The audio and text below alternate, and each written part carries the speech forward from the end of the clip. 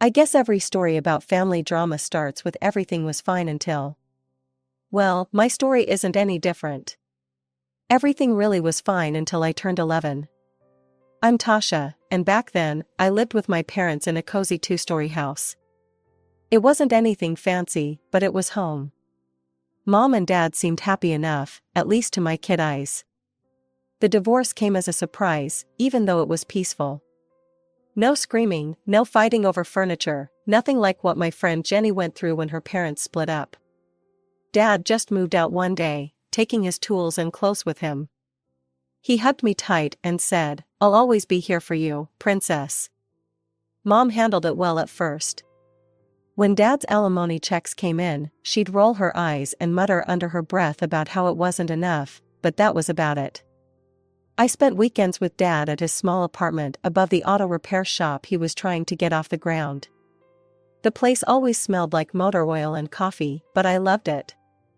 Then, about a year after the divorce, Mom met Richard. He had 2 daughters, Sarah and Emma, both a couple years younger than me. When Mom told me about their engagement, her eyes lit up like Christmas lights. "Just think about it, honey," she gushed, holding my hands in hers. "You'll have sisters. We'll be a proper family again. Richard is such a wonderful man, and his girls are so sweet. You'll love having siblings." I remember nodding eagerly, caught up in her excitement. I'd always wanted sisters, and the way Mom described them made it sound like a fairy tale coming true. She spent hours talking about our future life together, painting pictures of family game nights and sister bonding sessions. The wedding was small but nice. I wore a pale blue dress and carried a basket of flowers. Sarah and Emma wore matching pink dresses and kept whispering and giggling together during the ceremony. I tried to catch their eyes, hoping they'd include me in their secret jokes, but they just turned away. When they moved in, I was so excited I could barely sleep the night before. I'd cleaned my room, made space in the bathroom cabinet for their things, and even put together welcome cards for each of them. Mom helped me arrange flowers in their rooms. "See? You're already being such a good sister," she said, kissing my forehead. If only I'd known then what was coming. Maybe I would have fought harder to keep things the way they were. Maybe I would have told Dad how I really felt about Mom remarrying. But I was 11, and I believed in fairy tales about happy blended families. It took exactly 3 days for my fairy tale to turn into a nightmare. On the 4th morning after they moved in, I woke up early as usual to get ready for school. But when I tried to go into the bathroom, the door was locked. "Just a minute," Sarah called out in a sing-song voice.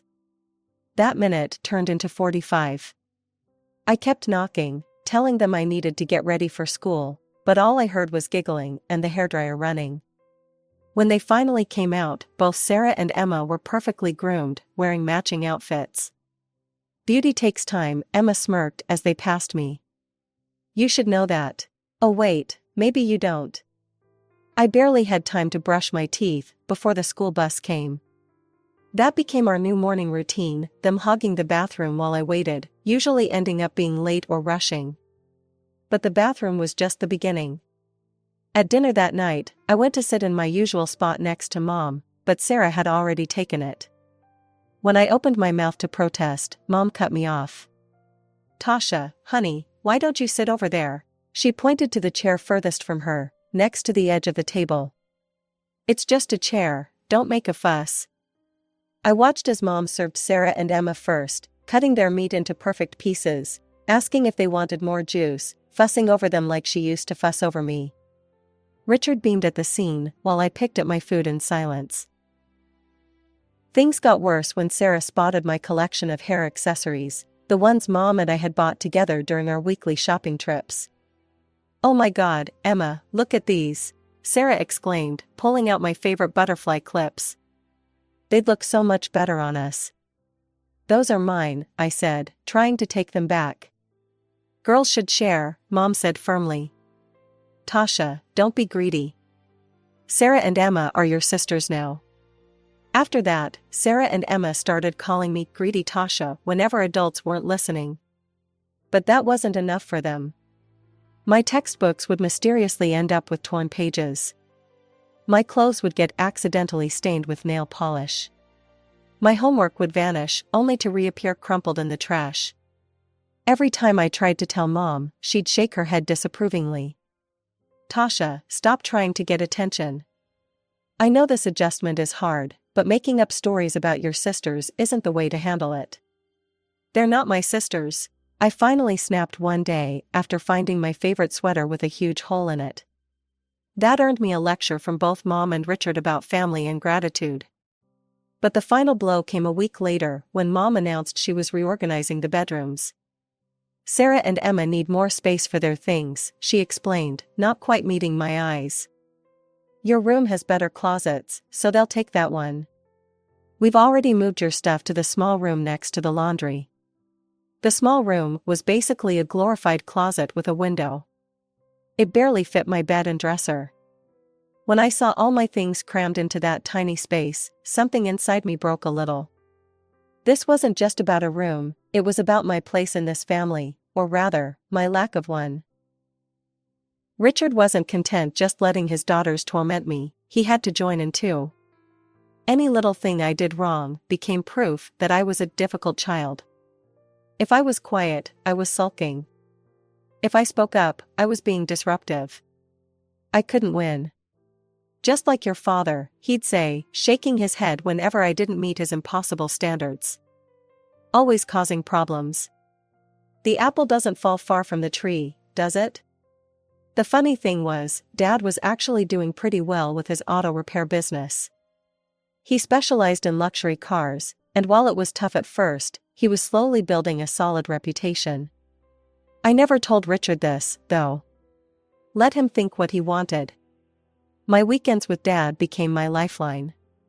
We'd order pizza, watch old movies, and he'd tell me stories about the fancy cars he was working on. Sometimes I'd sit in his office while he did paperwork, just enjoying the peaceful atmosphere.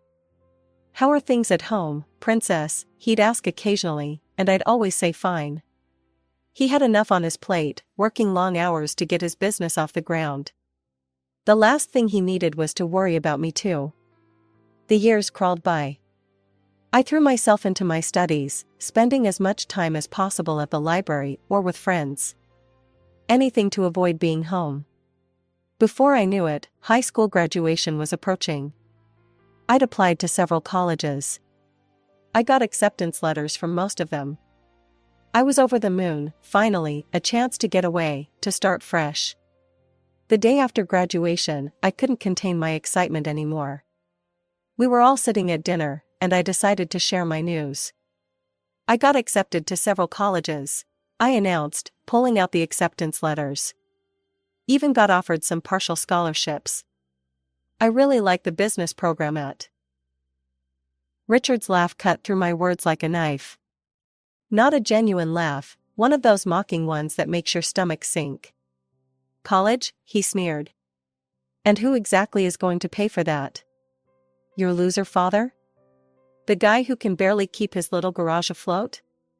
I stared at him, the letters suddenly feeling heavy in my hands. "I have scholarships, and I can get loans." "Don't be ridiculous," he interrupted. "We're not co-signing any loans for you. We're saving our money for Sarah and Emma's education." I turned to Mom, desperately hoping she'd stand up for me, defend me, be my mother for once. She just looked down at her plate. "Richard's right, honey," she said softly. "We need to think about the girl's future." Something inside me snapped. All the hurt, all the rejection, all the years of being pushed aside, it all came pouring out at once. "You haven't paid any attention to me in years," I shouted, pushing back from the table. "All you care about is pleasing your precious husband and his perfect daughters. When's the last time you even asked how I was doing? When's the last time you acted like my mother instead of their stepmother?" The silence that followed was deafening. Then came the sharp crack of skin against skin. It took me a moment to realize what had happened, that my mother, my own mother, had slapped me across the face. My cheek stung, but what hurt more was seeing Sarah and Emma's expressions. They were actually smiling, clearly enjoying the show. Richard sat there with a satisfied smirk, like he'd been waiting for this moment. I touched my cheek, feeling the heat radiating from where her hand had struck. Mom just stood there, her hand still raised, her face a mixture of anger and something else. Shock? I didn't stick around to find out.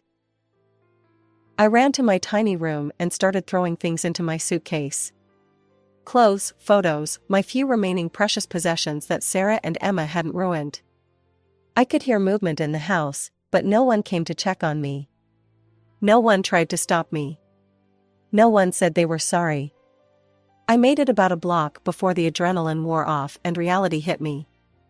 I was 18, with no money, no plan, and nowhere to go. My hands were shaking as I pulled out my phone and called Dad. "Hey princess, what's up?" His cheerful voice almost made me break down right there. Can you come get me?"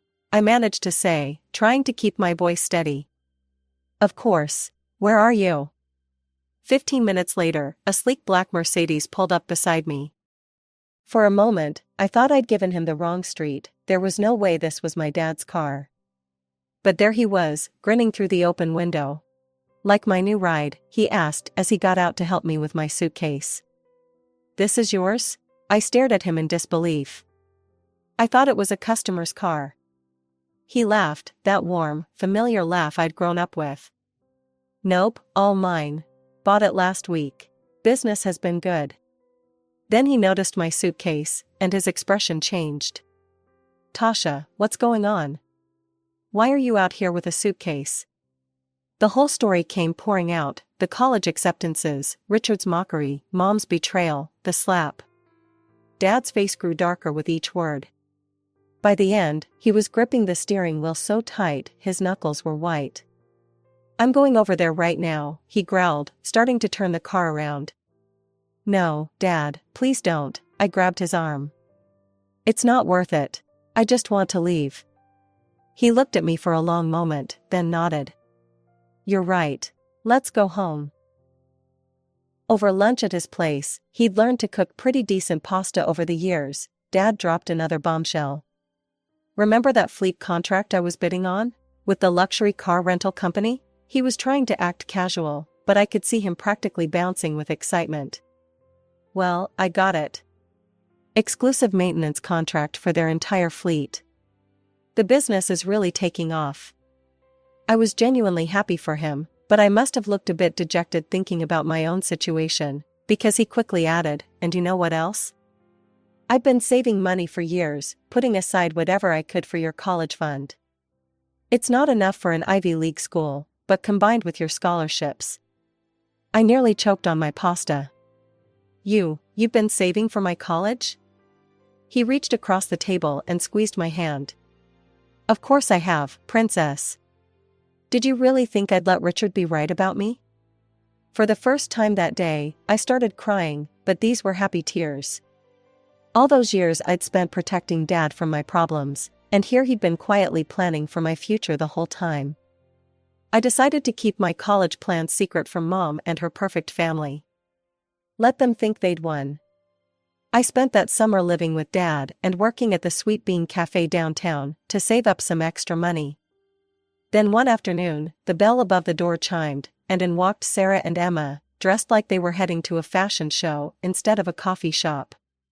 They settled into a booth in my section, of course they did, and smirked as I approached with my notepad. Well, Sarah drawled, loud enough for nearby customers to hear. "Looks like someone found their true calling." Emma snickered. "Yeah, we just wanted to see how the other half lives, before we head off to college in the fall. Dad's already picked out the perfect schools for us." "Can I take your order?" I kept my voice professional, fighting back a smile. If they only knew.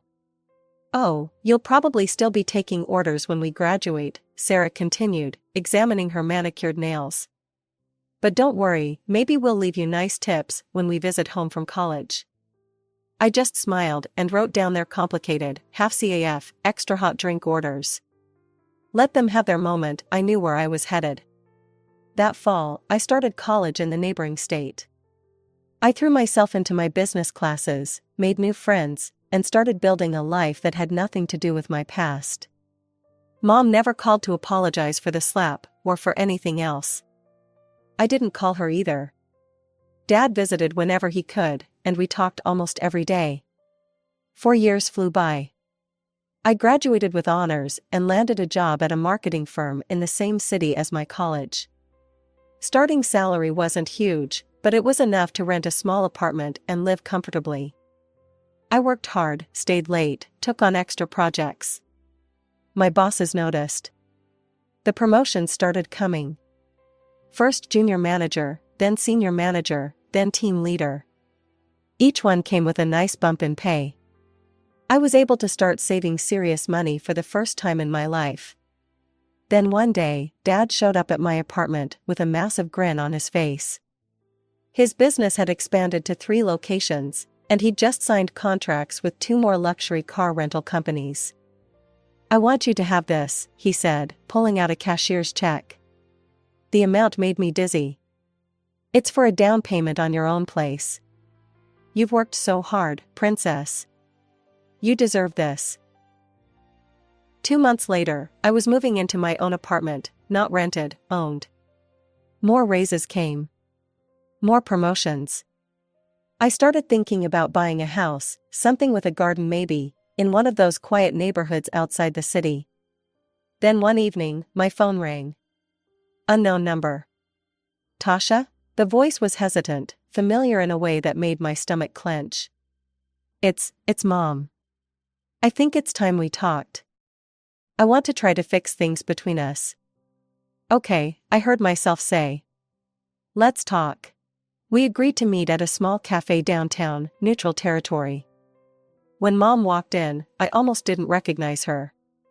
She looked older, tired, nothing like the confident woman who had chosen her new family over me years ago. "You look wonderful," she said, sliding into the seat across from me. Her hands were shaking slightly as she arranged her napkin. We made awkward small talk about the weather and my job until the waitress brought our coffee. Then Mom took a deep breath and the real story came out. "I left Richard," she said, staring into her cup. "Or rather, he left me. After we mortgaged the house to pay for the girls' college." I waited, letting her continue at her own pace. "They promised they'd help with the payments once they graduated." She laughed bitterly. "But when the time came, they had excuses. Always excuses. The job market was tough, they needed to focus on their careers, they had their own expenses." She wiped her eyes with a trembling hand. "We lost the house. All those years of payments, gone. And Richard, he just packed up and moved in with Sarah. Said he couldn't handle the financial stress anymore." "Mom," I started, but she held up her hand. "Please, let me finish. I was wrong, Tasha. I chose them over you. I let them hurt you. I hurt you. And I am so sorry." The tears in her eyes were real. The tremor in her voice was real. And despite everything, despite all the years of pain and rejection, I found myself reaching across the table to take her hand. "I forgive you," I said softly, surprising myself with how much I meant it. The next few days, I couldn't stop thinking about our conversation. About Mom, alone and homeless after giving everything to people who had given nothing back. It felt like karma, in a way, but it didn't make me happy. Instead, I felt a strange mix of sadness and opportunity, a chance to be the bigger person. I called her on a Wednesday evening. "I've been thinking about buying a house," I said after we exchanged hellos. "Something in the old neighborhood, with a garden maybe. It would be too big for just me, but maybe you'd like to live there?" I took a week off work and flew home to house hunt. Found a beautiful place just outside town, nothing fancy, but solid and welcoming, with a wraparound porch and mature trees in the yard. Mom cried when she saw it. When Dad heard about my decision, I expected him to be upset. Instead, he surprised me. "You've got a bigger heart than most, princess," he said, hugging me tight. "I'm proud of you." The next few months fell into a pleasant routine. I'd fly in for weekend visits, spend time with Dad first, then head over to the new house to see Mom. We were rebuilding our relationship slowly but surely. She seemed happier, more like the mom I remembered from childhood. During one visit, I noticed some unfamiliar things in the house: men's boots by the door, a jacket I didn't recognize hanging in the hallway. "Oh, just a friend visiting," Mom said quickly when I asked. "You know how it is." I didn't think much of it at the time. Maybe I should have. The call came on a Tuesday morning. I was just settling into work when my phone lit up with Aunt Carol's number. "Tasha, honey," she said, her voice hesitant. "There's something you need to know. It's about your mother. Well, Richard's living in the house. Him and his daughters. They moved in months ago." "That's impossible," I said. "I was just there 2 weeks ago." "It was just Mom." "Because she makes them leave before you visit," Aunt Carol said gently. "They clear out every time you're scheduled to come. I found out from Marie next door. She's been watching them come and go for months now." Suddenly, those friends' belongings I'd seen made terrible sense. The boots, the jacket. The way Mom had brushed off my questions. I thanked her, hung up, and booked the first flight home. No warning, no calls to Mom. Just grabbed my laptop, I could work remotely, and headed to the airport. It was Wednesday afternoon when I pulled up to the house in my rental car. Richard's old pickup was in the driveway, the same one he'd had all those years ago. My key turned smoothly in the lock. The scene in the kitchen could have been pulled straight from my teenage years. Mom at the stove, wearing her favorite apron, fussing over a pot of something that smelled like Richard's favorite beef stew. Sarah and Emma at the kitchen table, looking exactly like their old entitled selves, just older. Richard in his usual chair, reading the newspaper. Mom saw me first. The wooden spoon she was holding clattered to the floor. "Tasha," her face went white. "I wasn't expecting you until Saturday." "Clearly," I said, my voice surprisingly steady. "What are they doing here?" "We live here now," Sarah announced with a smirk. "Mom invited us." She realized family should stick together. "Family?"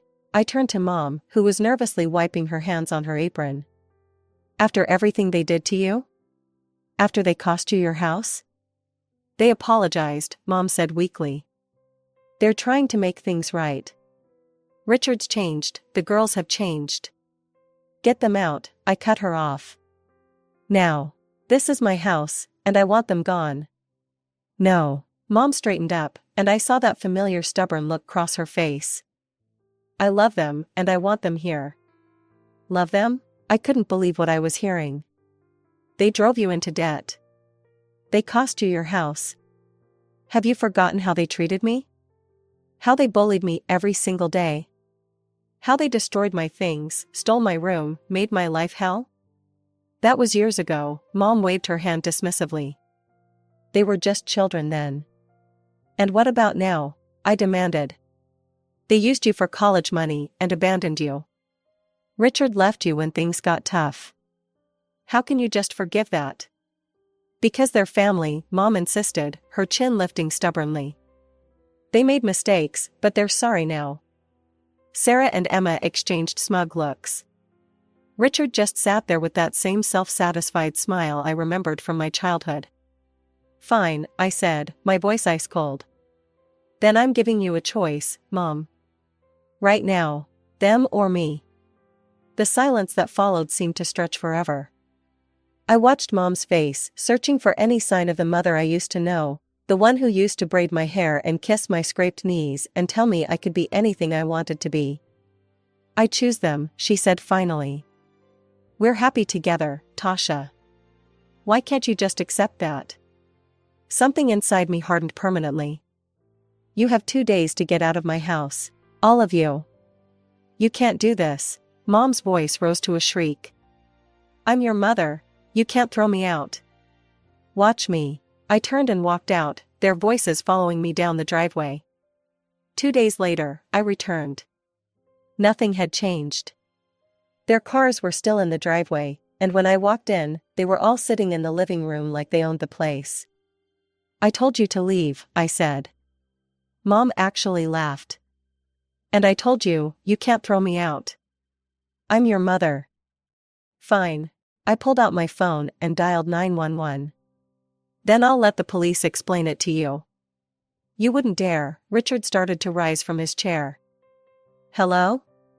Yes, I need assistance removing unauthorized occupants from my property. I stated my address clearly, maintaining eye contact with Mom the whole time. What followed was ugly. The police arrived within minutes. Mom screamed and cried as the officers explained that yes, I could evict them, and no, she had no legal right to stay. Richard turned purple with rage, calling me every name he could think of. Sarah and Emma joined in, their true colors showing through their designer clothes and fake smiles. You ungrateful bitch, Mom shrieked as the police escorted them out. After everything I've done for you. Everything you've done for me? I watched them load their belongings into their cars. Name one thing, Mom. Just one thing you've done for me since the day you married him. She had no answer for that. Aunt Carol keeps me updated, though I never ask. They're living in a small apartment across town, struggling to make rent. Richard still can't hold down a job. Sarah and Emma never visit, too busy with their own lives to care about the mother who sacrificed everything for them. Sometimes Mom calls late at night, but I never answer. The house sits empty most of the time. I'm thinking about selling it, maybe buying something closer to the city where I live now. Something smaller, cozier. Something that doesn't hold any echoes of the past.